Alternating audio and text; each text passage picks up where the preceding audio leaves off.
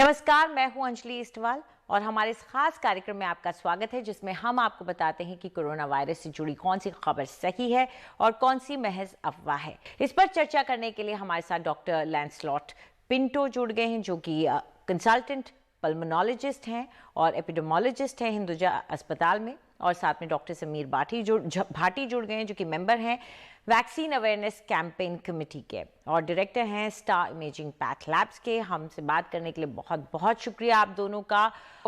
Doctor Bhati, आप क्या मानते हैं, क्योंकि पहले हर्ड इम्यूनिटी को ही फोकस बना के गोल बना के चल रहे थे सब, लेकिन अगर आप यूके जैसी जगह पे देखिए जहां पर लगभग 90% लोगों को टीका लग चुका है, वहां पर भी आप हर्ड इम्यूनिटी की बात अभी नहीं कर सकते हैं।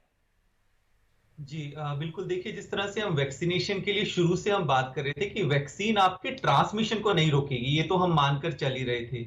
इसके अलावा जैसे डॉक्टर पिंटो ने भी बताया कि आप नए तरह की वेरिएंट कोई आ रहे हैं, आप उसको भी नहीं रोक सकते। वर्ल्ड वाइड अभी हमारी जो पैंडेमिक चल रही है वो बिल्कुल एकदम मिड के अंदर है। अभी सबसे ज्यादा हमने जो आपने अभी बताया अभी अपने रिपोर्ट के अंदर भी कि हमारा जो हर्ड इम्यूनिटी का पहले टारगेट हम 60 to 70% कर रहे थे, जो कि अभी हमारा उसकी थ्रेशोल्ड बढ़ गई है 85 to 90%। वो किस वजह से हुआ है कि अगर कोई नया वेरिएंट आता है वो ज्यादा ट्रांसमिएबल है और थोड़ा उसमें इम्यून एस्केप मैकेनिज्म भी है, तो आपका जो थ्रेश होल्ड है वो हर्ड इम्यूनिटी का वो बढ़ जाएगा। इसलिए हमारी जो 70% से 90% तक बढ़ गई है। बट एक इसमें इंपॉर्टेंट महत्वपूर्ण बात और है कि हम ये नहीं इससे मान सकते कि किसी एक देश की हर्ड इम्यूनिटी आ गई है तो वो हर्ड इम्यूनिटी आ गई है। अगर कोई एक देश भी बच जाता है, चाहे वो नॉन वैक्सीनेटेड रहा हो या वहां पर नेचुरल इन्फेक्शन की वजह से हर्ड इम्यूनिटी उस तरह से अचीव ना हुई हो, तब तो सब तक खतरा रहता ही रहता है, क्योंकि कोई नई तरह का वेरिएंट आए किसी भी तरह से कम्युनिटी में, वो ज्यादा ट्रांसमिएबल हो या ज्यादा उसके अंदर इम्यून एस्केप मैकेनिज्म हो, ये सब कहना थोड़ा मुश्किल होता है। और जिस तरह से हमारी जो सीरो सर्वे की रिपोर्ट भी आई थी, उसमें अगर हम मान भी लें कि अराउंड 67.6% के करीब लोगों में एंटीबॉडीज पाई गई है, फिर भी हमारे अगर हम देखें तो 40 करोड़ से ज्यादा लोग अभी भी ससेप्टेबल है। तो और जिस तरह से आपने जो दो कंट्रीज की आप बात कर रहे हैं, वहां तो अभी बूस्टर डोज देने की भी बात कही जा रही है, क्योंकि जो हमारी सबसे पावरफुल वैक्सीन जिनको माना जा रहा था मॉडर्ना और फाइजर, उनमें भी जो है इम्यूनिटी जो है एंटीबॉडीज टाइटर काफी डिक्लाइन हुआ है और वहां पे अब थर्ड डोज देने की बात कही जा रही है। बिल्कुल। डेल्टा वेरिएंट ने जैसे ही पूरी दुनिया में पैर पसारा है उसके बाद सबकी चिंताएं बढ़ा दी है, क्योंकि ये संक्रमक तो ज्यादा है ही, साथ ही इसमें वैक्सीनेशन के बावजूद संक्रमण का खतरा बना हुआ है। हालांकि गंभीर बीमारी और मौत का खतरा बेहद कम वैक्सीनेशन के बाद हो जाता है। लेकिन एक सवाल जो सब पूछ रहे हैं वो ये कि फिर हर्ड इम्यूनिटी आखिर कैसे मिलेगी अगर ब्रेक थ्रू इन्फेक्शंस यानी कि वैक्सीनेशन के बाद भी संक्रमण होता रहा, तो जो बिना वैक्सीनेशन के लोग हैं जिन्हें अनवैक्सीनेटेड कहते हैं उन्हें तो सुरक्षा मिल ही नहीं पाएगी। इतना साफ हो चुका है कि अब हर्ड इम्यूनिटी महज 60-70% से काम नहीं चलने वाला है। 90% में जब तक एंटीबॉडी पैदा नहीं हो जाएगी या तो संक्रमण से या फिर वैक्सीनेशन के जरिए, तब तक हर्ड इम्यूनिटी मिलना आसान काम नहीं है।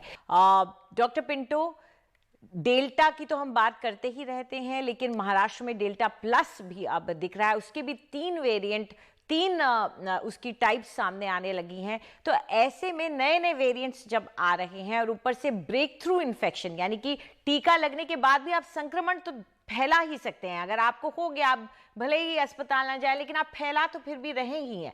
तो ऐसे में वैक्सीनेशन का होना भी और ऊंचे से ऊंचे स्तर पर ले जाने के बाद भी क्या ये हमारे लिए चिंता की बात बनी रहेगी कि हर्ड इम्यूनिटी आए ही ना कभी? थैंक यू मुझे इनवाइट करने के लिए।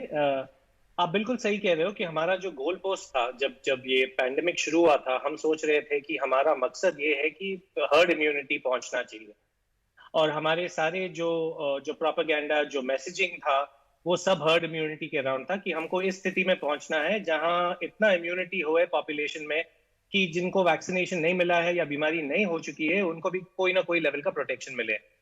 हम देख रहे हैं कि जैसे नए वेरिएंट्स इवॉल्व हो रहे हैं और ये होते जाने वाला है। हम जानते हैं कि जब तक ट्रांसमिशन होगा तब तक वेरिएंट्स तो होते रहेंगे। हम देख रहे हैं कि ये जो जो वैक्सीन के बावजूद जो इम्यून एस्केप हो रहा है वो उसके उसके काफी केसेस हम देख रहे हैं। बट जैसे आपने बराबर कहा, हम देख रहे हैं कि वैक्सीनेशन जिनको मिल चुका है उनको जब इन्फेक्शन होता है तो वो इन्फेक्शन जनरली माइल्डर किस्म का होता है, वो अस्पताल में एडमिट नहीं होते हैं, उनकी मृत्यु नहीं होती है बाय एंड लार्ज। और ये हमारा नया फोकस होना चाहिए, ये हमारा नया टारगेट होना चाहिए। और ये बहुत सारी बीमारियों के लिए हमने एक्सेप्ट किया है। जब आप देखते हैं इन्फ्लुएंजा के बारे में, जब आप देखते हैं निमोनियाज जो होते हैं हर साल, हमने कभी हर्ड इम्यूनिटी का टारगेट नहीं सेट किया है। हमारा मकसद हमेशा ये रहा है कि नंबर वन, वैक्सीनेशन के जरिए से जो इन्फेक्शंस की सिवेरिटी हम कम कर पाते हैं उतना करें। और नंबर टू, दवाइयों से, अर्ली ट्रीटमेंट से, जैसे ही डायग्नोस होता है इंसान, उसके डिजीज कोर्स को जितना माइल्ड किया जाए उतना किया जाए। And I think that should be our new focus, that should be our new target for covid as well. जी बिल्कुल, तो गोल पोस्ट चेंज करने पड़ेंगे सबको। और डॉक्टर, मेरे पास थोड़ा वक्त कम है, इसलिए मैं आपसे डॉक्टर पिंटो संक्षिप्त में जानना चाहूंगी। जो बात डॉक्टर भाटी ने कही है उससे एक बात तो तय है कि कहीं ना कहीं जो अमीर देश हैं उन्हें अब ये ध्यान रखना होगा कि वो दूसरों को नजरअंदाज नहीं कर सकते। उन्हें ये तय करना होगा कि सबको वैक्सीन मिले, चाहे उनके पास पैसा है या नहीं।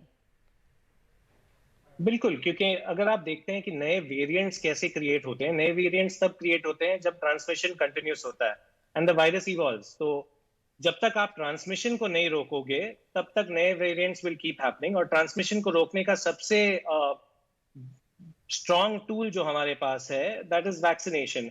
और ट्रैवल को हम बंद नहीं कर सकते। एक देश से दूसरे देश में लोग ट्रैवल करते जाने वाले हैं, तो जब तक सारी देशों को कोई ना कोई लेवल का प्रोटेक्शन नहीं मिलता है जिससे ट्रांसमिशन नहीं रोके, तब तक कोई भी प्रोटेक्टेड नहीं है। जी बिल्कुल, बहुत अहम हो जाता है ये। आप दोनों हमारे साथ जुड़े इसके लिए बहुत बहुत शुक्रिया। तो इसीलिए हम लगातार इस बात को कहते रहते हैं कि वैक्सीनेशन अगर आपको लग भी जाता है, अगर आपके दोनों टीके भी हो जाते हैं, आपको मास्क पहनना बेहद ज़रूरी है और दूरी बनाए रखना बेहद ज़रूरी है, क्योंकि संक्रमण फिर भी फैल रहा है। और ये अगर आपको भले ही कुछ ना हो, आप किसी और को ये संक्रमण दे सकते हैं, इसलिए इस बात का ख्याल रखें।